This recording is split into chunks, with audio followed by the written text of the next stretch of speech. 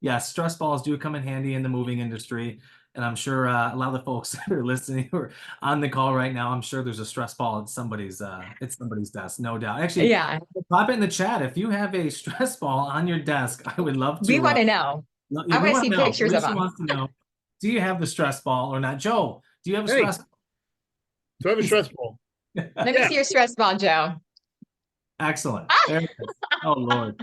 Oh, it's my vape. Yeah, see, we We're had these ones made. stress trucks are essential. Love it, Stress Joe. trucks. All right, guys, let's get after here because there is one more session today, and I'm really excited for this one. I feel like we've got some amazing people between Felicia and Joe here, the New York Mover, to basically kind of guide us through this session here. So, welcome everybody to session 4, Moving America. So, I'm Ryan Marsh again. You're stuck with me for another 30 minutes.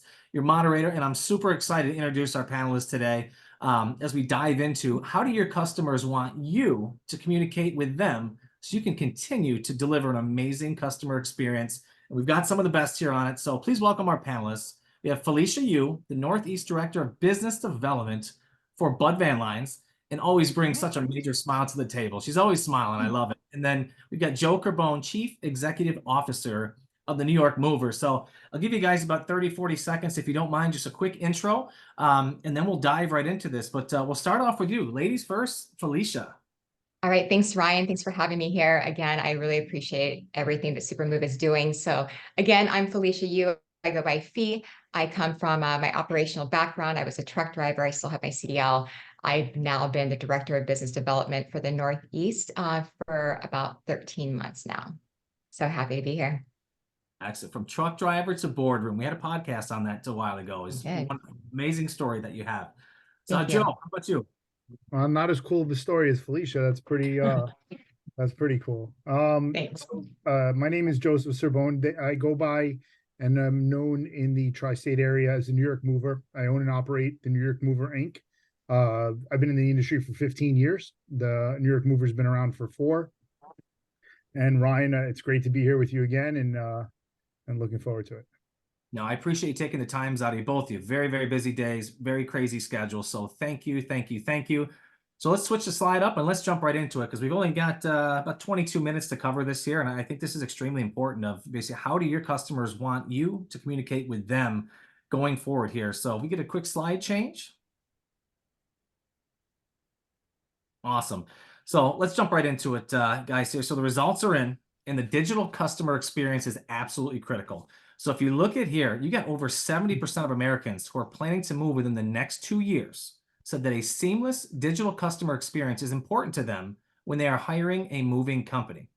So while more than half of that 70% said it was absolutely critically important to them that they have that digital experience, and only 7%, which this is not surprising, were basically like, nah, I don't really care about the digital experience, but well over 70% said we need that experience to basically move on. And that's a whopping majority. So, Joe, I'm going to ask you, man, what do you think makes it so important to the nowadays Asian consumer to have that digital experience? What makes it important to them? I can speak from what I see here, but I was also thinking like, as a consumer, what kind of difference does it make for someone who shows up at my house as a contractor with presenting something on a digital tablet or sending me something via email where I could sign on the spot on the tablet, as opposed to bringing out a carbon copy and handing it to me. Presentation is everything. I think it starts there, and digitally, I mean, we don't have to worry about lost paperwork, right? That's, if I get a receipt or I get something, it's in my email, right? I'm digitally signing it. It makes it easier. I think everything is at my fingertips, and with this day and age, with email and text and tablets and everything like that, I can't see. I agree. I'm not surprised. 70% people would rather. Time is money. Like No, if that's really what it boils down to.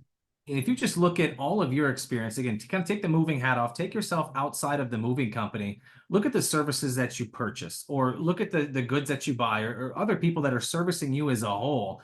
Is it more paper prone or is it more of a digital experience? I know me personally, for the things that I kind of dabble in and purchase and do and what have you, and the services that I buy, it's all digital. I mean, I'm doing a quick signature on a tablet rather than signing 15 to 18 pieces of paper, what have you. So to me, Personally, absolutely. Digital experience is, as it says here, is absolute table stakes. Now, not to say if you're not digital, you don't have a phenomenal company and do a wonderful job. It's just at this day and age, this new consumer is expecting to have this. So I'll kick it to you, Felicia. What are your thoughts on the digital experience? And you've been both as a driver and in the office. So talk about firsthand dealing with paperwork, managing crews, managing customers. I mean, you've literally been in the driver's seat, sort of say, no pun intended to that one, but what are your thoughts? I think there's a few things I want to add. First is tech savvy generation, right? We have got technology at our fingertips. So it's like an expectation, number one. Another thing is sustainability, right? I mean, people care about what are we doing from a sustainability side of things. So once again, eliminating all those hundreds and hundreds of pages of paperwork, making it very digital. It also creates a sense of trust and reliability. And, furthermost, it'd be like time. We are all busy. So how can I make this seamless? How can I make sure that it's easy to do business with me and my company? If it's going to take me, 5 days to get back to you, they're going to go somewhere else. If I've got to go through and sign all these hard copies and then leave the paperwork, but then you need to reference it and then there's nothing there, it's a lot of time, and people don't want that. And the biggest I think would say is just really being transparent. If it's digital, it's there. There's no way to hide it. There's no way to modify it, right? Which is a big thing in our day and age of technology in general. No, great answer. I couldn't agree with it anymore. So kind of a question for both of you here, and this is kind of on the flip side of this. So to Felicia, and I'm calling you the New York Mover. No more Joe. It's straight up New York Mover.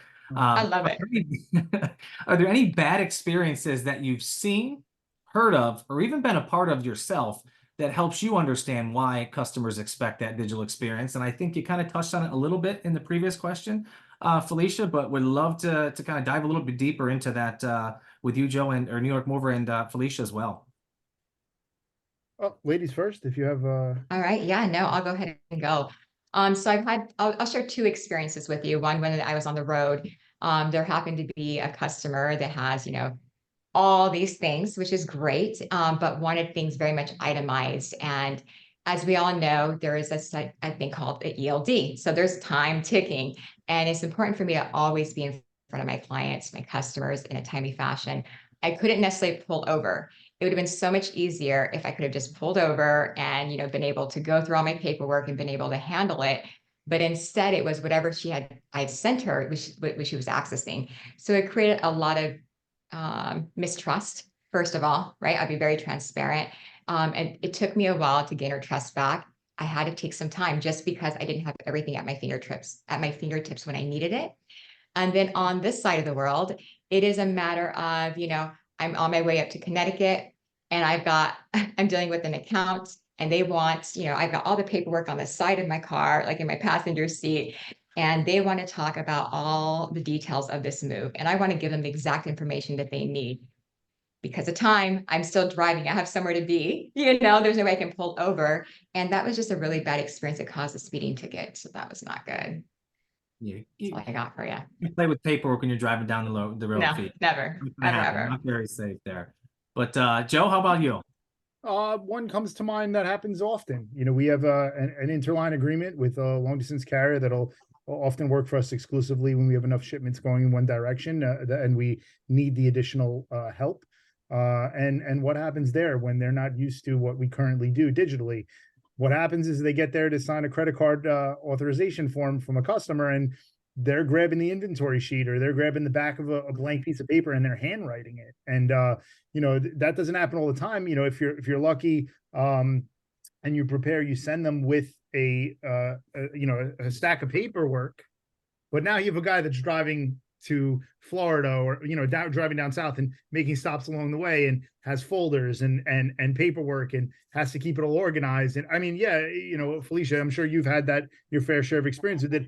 Imagine 7 or 8 trips going with 7 or 8 different inventories and 7 or 8 different, we kind of touched on this about, we've seen such a change, I think, in all industries, even as movers, many years ago, a big part of storage and file retention for moving company was like law offices, right? Because they held on to all this paperwork. And I think lawyers woke up one day and was like, what is the point of all this? Of like the extra time, like Felicia talked about, and money involved in dealing with this, no matter how good, and Ryan point out, of a law office they were, there's efficiency and time and money that's on the line. And I go back to just overall presentation. When I show up at a customer's house, how easy is the process? Because we know customers are looking for a peaceful, easy moving process, not anything that makes anything the tiniest bit more difficult. So I can see why 70% of people would want to choose the easier route, because we all want easy moving. Yeah, and you also look at the digital experience. I mean, just for a moving company as a whole. So obviously, this is more or less about the consumer experience, but the digital experience for not only your people, but is there potential that with this digital experience, it will minimize and reduce the risk of mistakes? Mm. Have you seen that? I mean, Joe, I know you're really in the digital world, and Fee, you are as well. But have you noticed, since Joe, you went from kind of the pen and paper piece over to the digital experience? Have you seen lessened errors when it comes to paperwork and more precise, like on a local move or what have you? Like instead of missed handwriting. So hey, did they stop at 6 o'clock at night or was it 8 o'clock at night? Like I'm not really I can't read handwriting. So in your experience, as obviously being in front row seat, have you noticed any difference, kind of going from one route to transitioning to the digital experience? What you already mentioned, some of them. I'd also give you one that we all have heightened sensitivity about as movers in New York State, and I know this is same in other states. It's just it's called a little bit differently, but we have the summary of information for shippers of household goods. It's a little Blue book. booklet that either, if you're going to be on site, that they want presented and given to the customer, or if they digitally, you can send it. So there's a little checkbox on a order for service. It's bill of lading, order for service. There's a little checkbox, might be a bill of lading. It's been that long since I've had paper that I forget, but one of those two things, believe it's the bill of lading, there's a little checkbox that must be checked. If you don't check that box and the customer signs it, you are walking into a fine or a problem. So heightened sensitivity, like it's always there. It's one less thing, time is money. It's one less thing to worry about besides the time being accurately calculated.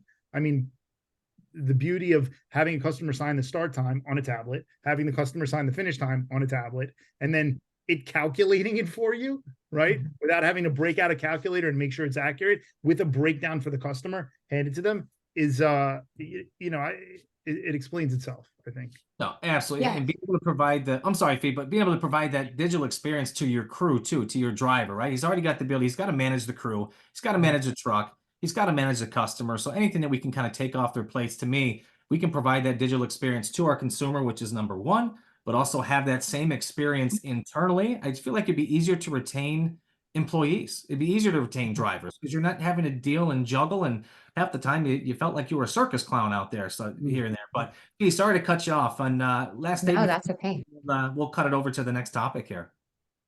Yeah, so I just wanted to add a little bit to something you were saying, Joe, is that being able to have those real-time updates and that communication, even if it comes down to like a claims, with the digital experience, we can take the pictures. It's already in the system. It's very seamless. It's very simple. The customer has access to it, and so does the internal staff. And I just wanted to add, like, as far as like the virtual surveys, for our drivers, they're now able to actually watch the whole virtual survey. And so they can see what's going to happen before they move, what they're walking into. Obviously, we're asking more questions around, is it IKEA furniture or is it your great grandmother's, furniture, just so we can know weight-wise, those kind of things. But definitely the change in technology is shifting. And we've got to, as a moving companies, we have to be aware and we have to respect it and just learn how to utilize it to reduce, some of the issues that we're seeing ongoing.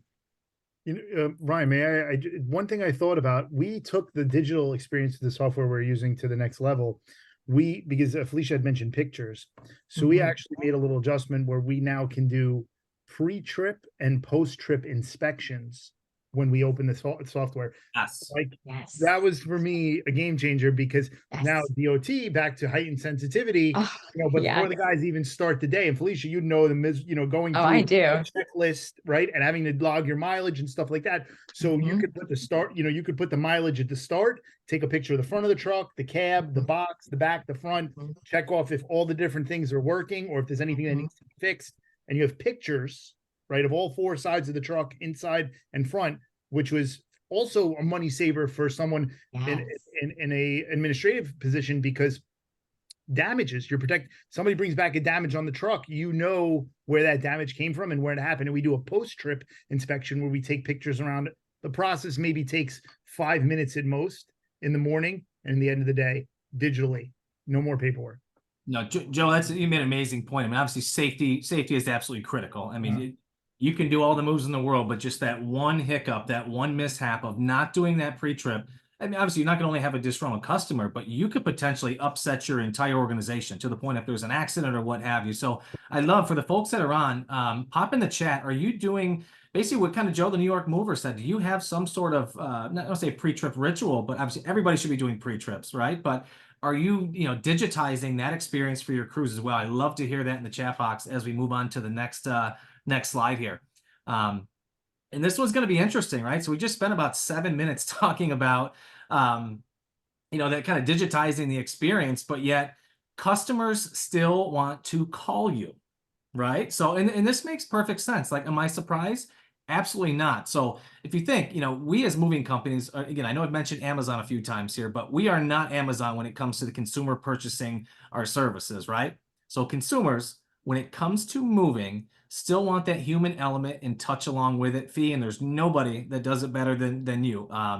So when Yeah. we asked Americans basically, what is the preferred method of contacting a moving company for an inquiry? 60% said that they still want to call you directly.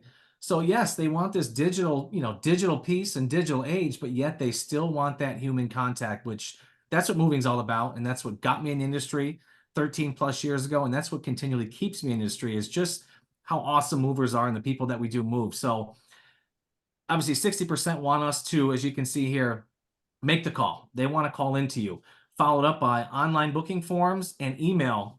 Email in the moving companies is, kind of coming in at second and third here. But also don't sleep on social media. We heard this in the first couple sessions today. Social media is an avenue that is continuing to rise amongst the younger generation. So although I think part of this here is, you don't see a big spin on social here just because how many moving companies are truly leveraging that and on it. So I do. This is one I kind of want to ask, both of you here. Open it up to both of you. What can moving companies do to enable their customers to call them? And a few examples that I think of, and we heard this on session one, is basically a professional, a Google business page with a call button, right? So when they go ahead and search your company, when they're searching Bud Vanlines, or when they're searching the New York Mover, can they just hit a simple button, click to call? Or do they have to kind of meander and follow through? How easy are you making it for them to call? But also same thing on your website. Is there a click to call button or a link for mobile? And again, I'll repeat the question again for you both, but what can moving companies do to enable their customers to call them? So I'd love to open it up to both of you. Felicia, or you want? Yeah, I'll go ahead and take this. So I know that at Bud Vanlines, we are ongoing some changes when it comes to our digital side of the world. I can't necessarily share what those are currently going to be like here in the near future. But I will say in the meantime, what we are doing is our response time is within an hour. So we try to drive as much traffic to our website as possible. There's a request a quote, which then goes into, the normal channels they would go to. And it is vital, like internally, that we do respond accordingly. And so there's multiple teams are involved there. Eventually, we're going to have a better digital experience for the customer, but all of our do's and don'ts of moving are on there, right? As far as the vertical surveys, the evaluations portal, and things like that. As time progresses, you will see more different things there. But being able to be transparent once again with our customers is important. But all I know is I can say that people want the control, right? From the technology side of things, they want to be able to control that aspect. But we are in the business with humans, and people still need to know that it's their stuff that we're going to be handling, and they want to trust us. So to be able to put a face with a name, and so thank God for video. At least they have got that portion. They feel more confident in doing business with us. No, spot on, Felicia. I love it. Absolutely love it. Joe? Yeah, I find it interesting. I'm looking at the breakdown, and I couldn't agree more. Just looking into our current, like, I don't know if anybody in the chat has any different experience, but if you have all these things available, and I consider what percentage of them is coming from calls versus if you go all the way down to direct message on social media, it's spot on accurate. It's very, very accurate. Someone just talked about text being with the majority of the customers. And I think asking them which method of communication they prefer is absolutely imperative. But I think we're talking about the first contact, right? The time we get to ask them how, and before we get them booked, I go back to, moving is one of the top 5 most stressful things people will ever go through in their life. I think it's up there with divorce, getting audited by the IRS, right? Maybe getting your teeth drilled, right? Death. Moving is up there. It's really close on the, it's a very stressful. So of course it would make sense that Gen Z, Gen X, millennials, a lot of people would still prefer that method, the human method of hearing and, all your senses. I mean, I guess you can't smell or see, but, I look online booking form. So we do have that on our website, which is here. And I don't know if you can see it, but nope, that's back to MoveBees because I was checking out MoveBees. So we'll go here. We have the online booking form here, which is, I guess, what they could mean by this is a quote form. We don't go as far as to allow an actual booking. And I think maybe that that means like an online quote form. I would assume, I could be wrong. We have the click to call feature right at the top of our website. I'm supposed to, and I'm noticing, oh, I do. I have it down here. It follows along. So as they're scrolling, they could always find a place to click. Interesting. You talked about direct messages on Instagram. One of the people that supports me in our social media journey sent me a reel that he thinks we should recreate. And I thought it was brilliant. And it's centered around all of our DMs that we get from clients looking for, but it is a very small percentage in comparison. It is correct. Calling, I believe making yourself available in all of these different, all these different ways are what's going to be as effective as possible in our closing ratios. I think ultimately, yes, 60% want that call. We all have phones. We can pick those up. And I think the online booking form, Joe, just to kind of clarify that, I think it's just that kind of online inquiry. Right. I've never been a big fan of a customer popping on a website and just booking a move without seeing, hearing, touching, what have you. I think it does happen today, but again, not my personal preference. But yeah, you really got to kind of check the boxes on all 4 of these if you want to truly compete and get as much as you can get at this point in time. So I do have a question for you, Joe, because I know you're the social media man. As you can see, millennials and Gen Zers were basically also the most prominent generation for preferring social media direct messaging as a way to reach out to you and your moving company. So is this a channel that you use today? And when do you think movers should consider opening their doors there to start that interaction through those direct messages? Yeah, I think it's you had given a stat that it's actually one of the fastest growing, right? It's one of the fastest growing direct messages as well. And I think the reason why calls or some of these things are still further ahead is because the lack of movement from our community into the social media world. There are still a ton of companies that may have a social media presence, but it looks like a ghost town. Like there's, a couple posts up, or it's very nomadic. Very archaic, whatever. You guys don't understand what I'm saying. So there's not a lot going on there, and it's not, I guess, not welcoming, not inviting, sort of like having a website without the click to call feature. Inviting people, having a contact option. Our experience with social media, and this, we've talked about it, is all of our business comes from relationships we built on social media. We do not advertise to the general public. We have over 4,000 people in the real estate industry in the tri-state area and throughout the country that have seen us, follow us on social media, which is a huge referral source for us. My recommendation to anyone always, and feel free to DM me and reach out, would be to get behind social media on a personal level. I don't hire outside companies to manage my social media because I believe it's social media for a reason. There needs to be an element of social. So the New York Mover is me. People are connecting with the New York Mover. That is my Instagram handle. Yeah, I mean, I'll go, there is a lot of business that comes through direct messages. More often, we also have a contact us option on the social media. So people can just click that and text or see our telephone number from there. So it's hard to really see where the majority of these calls are deriving from. But since all of our relationships were built on social media, I'm going to say it all comes from social media for us, but a lot of those are still calls, even though they're on social media. And this just kind of drove a quick question here, Joe, before we jump on to the next topic here. So from hearing what you're saying, if you had to say out of 100% of what you book, what percentage are you getting basically from social media? Do you have anything to gauge that? Yeah, about 80 to 85% of our leads come through relationships we've made on social media, opportunities and things that have come, and also from people are following that refer us, right? So there's having a large real estate presence following us and supporting us. We get all those referrals from there. Then we get all the exposure from just having a reel that maybe hit 130,000 views. Someone saw that was a moving company and was like, let's give them a call. 15% is, it's not, again, I mentioned, we do not advertise at all, right? Outside of social media, the time invested in it, and not, I don't mean ads, I mean the time invested in social media. 15% is coming from, 15 to 20% is coming from repeat clients, Wow. repeat clients or referrals from clients that had moved with us over the years.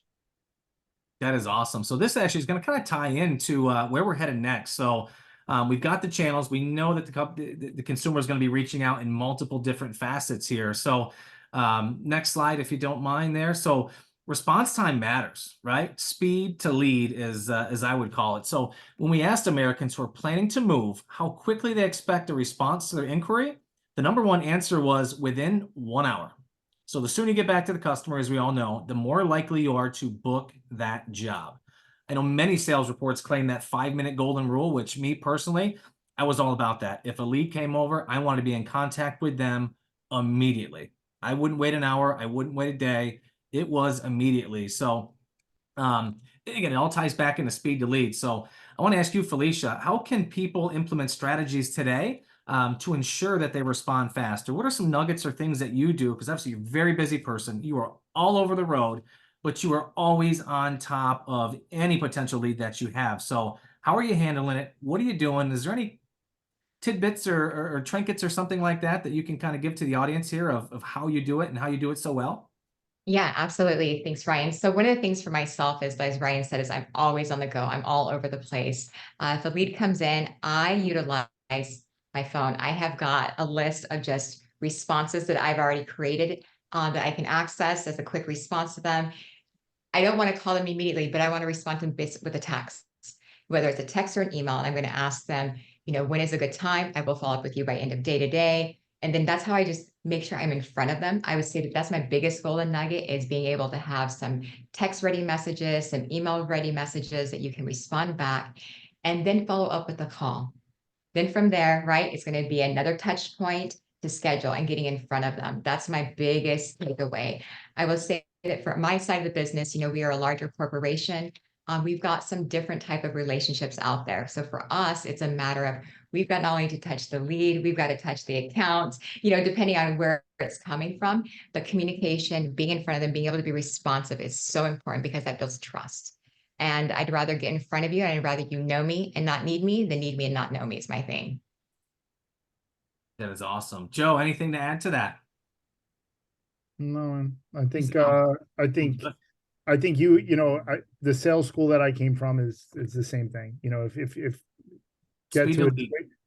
100%. And it just Yeah. ties back into the previous slide, which is all the direct forms of communication, making it simple, making it easy.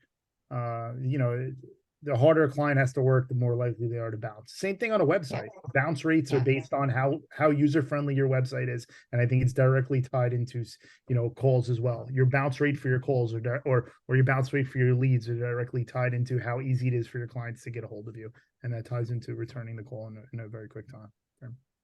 Excellent. So we only have about a minute and a half. So I want to ask one more question here, unless there's any questions in the chat that we can answer as well. But obviously, being both of you, both very busy, very busy in your avenues and your respective fields and what have you. So what do you think about leveraging automation and AI to help speed up that speed to lead? So, and to allow you to reach out to those customers. So obviously AI being this new craze, and not only just the moving industry, but throughout kind of the world here. What are your thoughts on leveraging AI and automations to get that quick response and, to be within that 5-minute golden rule, just to give you, as a busy business owner or a crazy sales rep that's tied up with all sorts of moves, just a little bit more breathing room, to allow them to, give them a full response and full attention. What are your thoughts on leveraging that to get that quick response, just to give the ones that are super busy just a couple extra seconds to kind of collect it all and then regroup and get back to that lead? Ryan, I don't mean to, I'm so grateful you guys had me Wait, here. so yes, I you have do, to roll. I do have to roll. I'd happily answer that question quick and then bounce off if that was okay. And I'm sorry to jump in front of you, Felicia. My mother raised me better than that. I just have another call to jump on. We've talked about this. I'm extraordinarily impressed. I think that the AI technology that's out there that we've spoken about gives a salesperson the opportunity to do to 1.5x 1.5x their current production. We spoke about a sales rep being on the phone and AI listening on the phone. And as we're taking the information on speakerphone, driving to work about where they're moving from, where they're moving to, what date they're moving, that this AI is creating an opportunity, or in whatever software it is, generating a lead that's we don't have to do the data input. It's doing it and listening in on the phone call. We have that experience when you and I do Zoom calls. There's an AI that listens, not nearly as far advanced as what we spoke about, the ability to generate leads without having to, just by having the conversation and not having to do the double entry. To me, that would be like, next step is the ability to walk around and take an inventory from a customer, but don't have to write down the inventory or put it in the tablet. The AI is listening and puts it in the tablet. For me, that's a next level. You could start to save a lot of money that way and produce at a lot higher rate. No, I appreciate you bringing that up, Joe. And that's something here. I mean, obviously with the new Supermove AI Sales Copilot, a lot of the things that you were touching on and talking about, we are doing right now, which is going to be absolutely insane when this product comes out here soon. But we are running up on time, so Felicia, I know you had something amazing to say, but I've got to stop the clock here. But Joe, I know you got to roll as well. Nice to see you guys. Thank you so much for providing amazing nuggets for the audience here today, and I look forward to working with you guys extra tight as we move forward throughout the season here. So thank you so much.